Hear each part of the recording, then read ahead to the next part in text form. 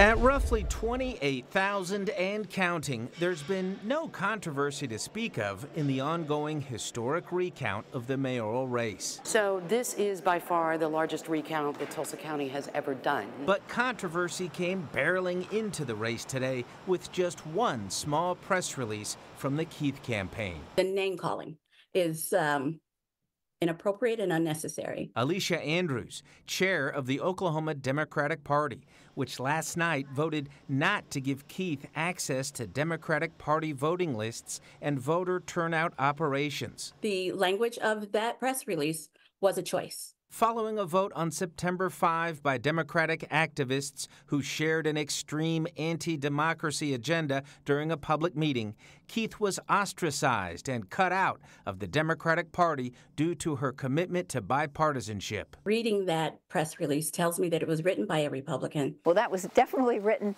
by the Democratic side of my campaign. Keith, who's registered as a Democrat but says her campaign is nonpartisan. We're running a nonpartisan campaign. Says they were going by the book when it came to trying to get access to the info. Our campaign followed the rules set out by the Democratic Party to have access. But the Democrats had concerns. The concern of the committee was that the extreme Republican operative would have access to our data. Hence the no vote to share the info. So it's very disappointing, but we'll be fine. But not so fine, the feelings of Alicia Andrews, since the press release came out while she was celebrating the life of her grandmother who just died, which she says Keith knew about. I told her that